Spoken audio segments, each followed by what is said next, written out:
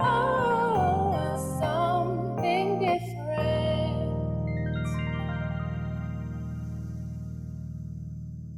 Psalm 30, verses 8 and 9. I cried out to you, O Lord.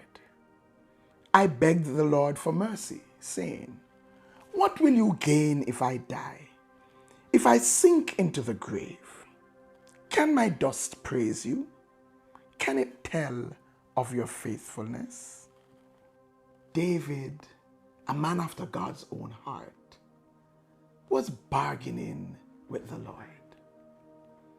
We're not sure which of the many times of great trial and testing, great trouble and distress was the genesis or the motivation for this part of the psalm.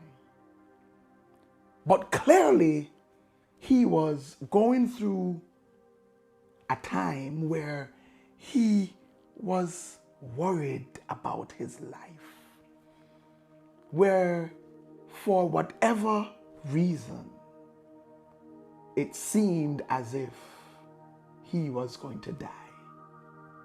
He was going to lose his life. And here comes David saying, oh Lord, have mercy on me. I begged the Lord for mercy, which also suggests that the reason he feared for his life was something that he did wrong. Because mercy is only necessary when we are guilty, when we are at fault. But whatever it was, and we could think of several occasions in David's life where he sinned, where he went astray, where he went contrary to God's will, and his life could have been in danger. But whenever it was, it's interesting to hear David negotiate with the Lord.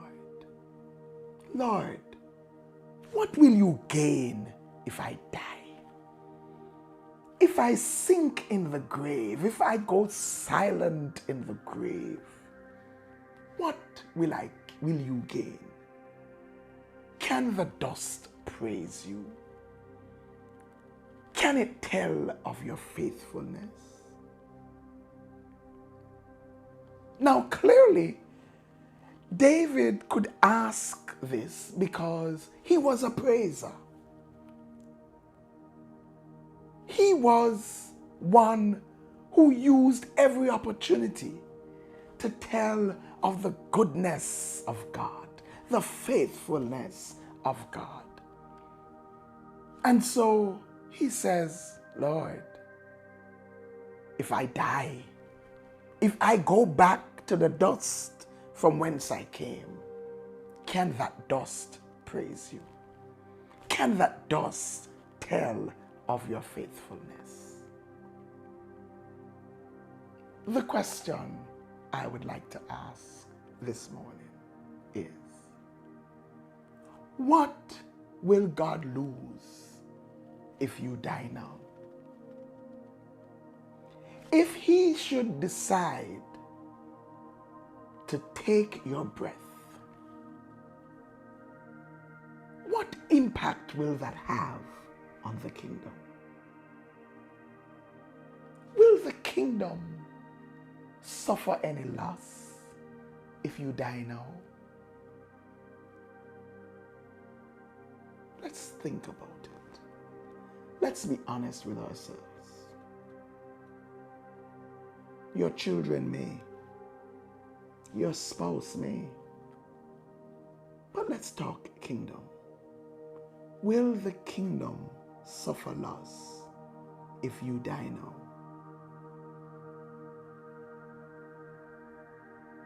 If not, then the follow-up question is, Why should God keep you alive?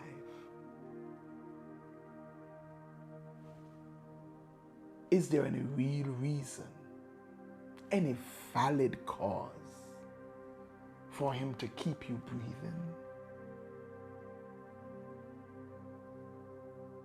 Okay, so we don't get it right all the time. And the wages of sin is death. And even though we've been born again, we sin. We should die. Well, why should he keep you alive nonetheless? Is there any good reason to keep you living though you deserve to die? What would be your bargaining chip? What will you say to God if he were to ask you, why should I keep you alive? Let's think about it. God bless you. Like, share, comment, and subscribe. Don't forget to hit that notification bell. And for more, join us at 9 a.m. on Sunday mornings at 10 Union Square, Crossroads. If you can't be there in person, join us virtually via Facebook Live.